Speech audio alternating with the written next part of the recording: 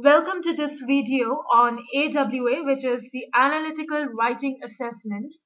And as you must be knowing, it's an important part of both GMAT and GRE. And this video is going to focus on the basic orientation for AWA. And so even if you're giving GMAT or if you're giving GRE, this video is going to be equally helpful to you. And before we go ahead and get started, you can note down our website address, that is perfect-scores.com. You can send us your valuable feedback at perfectscores89@gmail.com. And you can also like us at facebook.com/perfectscores. So as I said, it does not matter whether you are giving the GMAT or GRE. This is a basic orientation video and that can be watched by anyone. So let us get started with that. Now, what is the AWA? It is the Analytical Writing Assessment. The score of the AWA is from 0 to 6 in 0.5 increments. That means you get scores of 4, 4.5, 5, 5.5, 6, and so on before 4 as well. But the point is that your target should always be more than 4.5. And if you follow the rules and strategies that I discussed in this video, I'm sure that keeping everything else as perfect, for example, grammar and vocabulary, you will easily be able to score 5.5. And if you follow everything that I say, especially in the argument essay, I'm definite that you will score 6 out of 6. Because all the strategies that I'm going to discuss with you are time tested. And I have actually applied all these strategies in my own GMAT test as well. And as a result, I got the complete 6 out of 6 in my AWA. So I'm sure you'll be able to benefit from that information as well. So for both GRE and GMAT, AWA is the first section that comes before any of the other math or verbal based sections. You get 30 minutes per essay. And that is 30 minutes including the thinking plus the typing time. And adding to this typing time, let me add the revision time as well. Be sure that you click on submit before the 30 minutes expire. Otherwise, there is a risk that your essay does not get submitted, and as a result, you get 0. So beware of that kind of situation. Leave at least 3 minutes for revision at the end. And how will you be able to pace all of this? That will be through a lot of practice. So as soon as you want that someone should evaluate your essay, you can always send in your essays on this email address.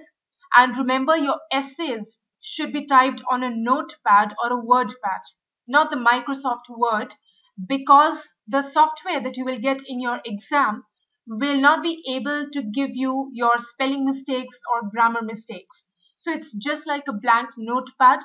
The punctuation, the full stops, the capital letters, everything you will have to take care of yourself. The only things that will be allowed to you would be 3 buttons. That is to cut, to copy, and to paste. So only these 3 things you can do. And apart from that, any other editing that you want to do, you have only 2 options, that is undo and redo. There is no 6th option available for you, so you will have to rely on your own skills. Coming to the GRE AWA section, there are going to be 2 essays. One is analyze an issue for 30 minutes and then analyze an argument for another 30 minutes. So approximately 1 hour of the GRE test goes in the essay section. For GMAT, it will only be the analyze and argument essay. So you have a 30-minute section and after that you start with your IR and so on. But why is this section a part of the GRE and GMAT test? Isn't the GRE and GMAT an aptitude test? Then why do they need the AWA? The reason is that most of the students who give the GRE are either aiming for their masters or they're aiming for their PhDs. As a result, whatever course they take up in the future will involve a lot of writing, a lot of literature reviews, thesis, research proposals, journals, and articles. So for that, the candidates have to have a prerequisite set of skills for writing as well. So that is why GRE's essays are so important. For GMAT, however, the main skill that is tested in GMAT AWA is how well you're able to analyze that argument. Here we're not only talking about criticism, we're talking about finding some rational problems, some wrong assumptions, some detrimental flaws in the argument that make it weak. So that in the future, if you are the manager and you have to send a proposal to someone, or you have to write some information and communicate it, there should not be any kind of flaws in your argument.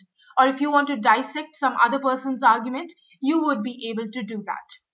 So let's get ahead and get started with the important factors that are tested in the AWA section. First of all, the content structure, format, and language.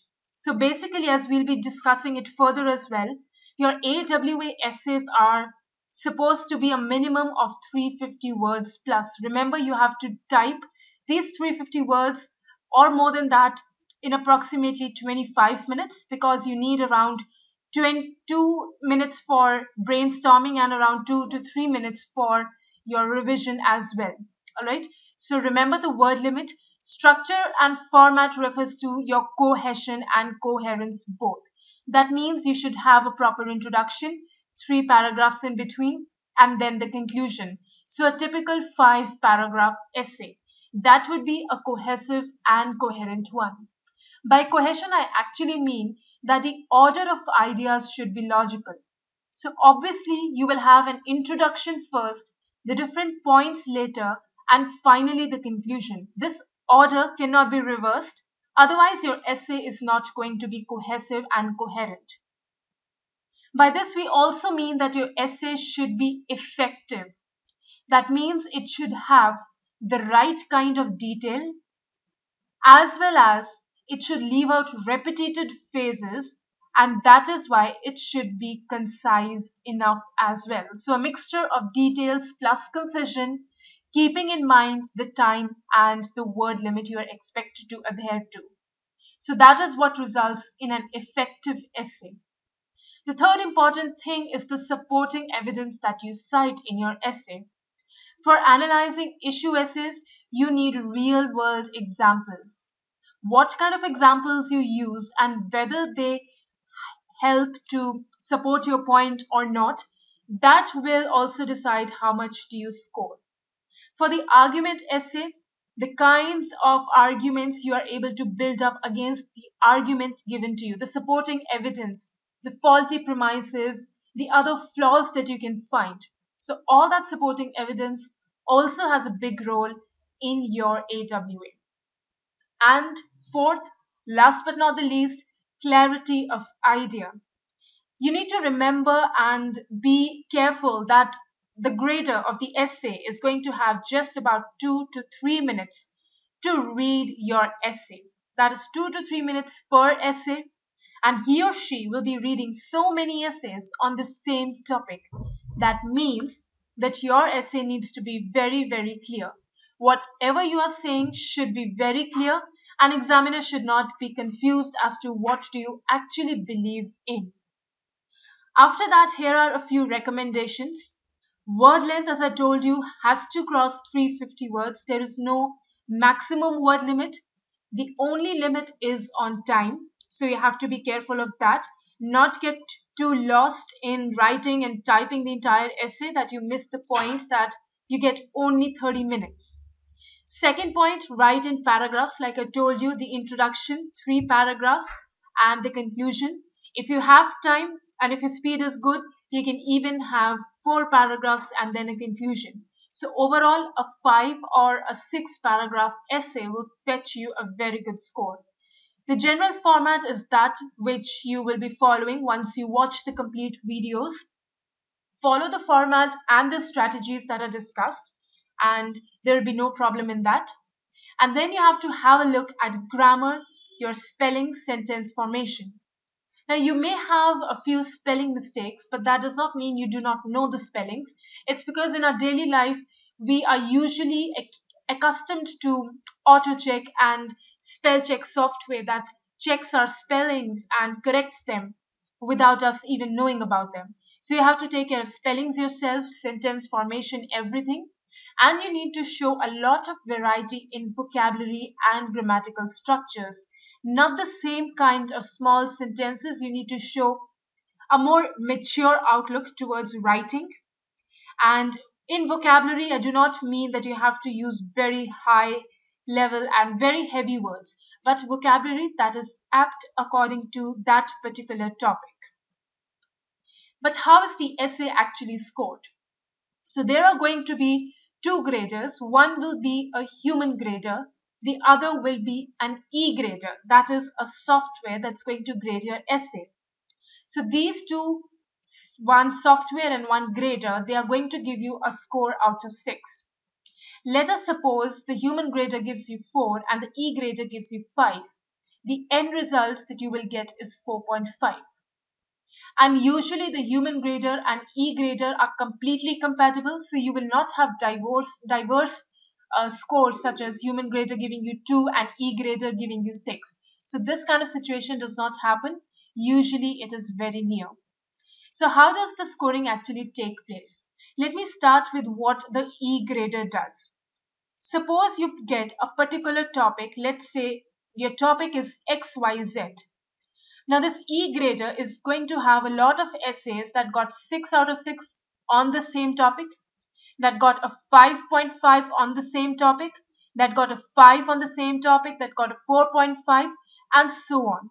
So basically for every score on that particular topic, it's going to have a large number of essays, and it is going to compare your essay to all of these essays to see that your essay has maximum points common with which score essay. Suppose your essay has a lot of things common with these particular essays or these groups of essays, so the e-grader is going to give you a 5.5. Similarly, if your essay has a lot of things common with the 6 out of 6 essay, it will give you a score of 6.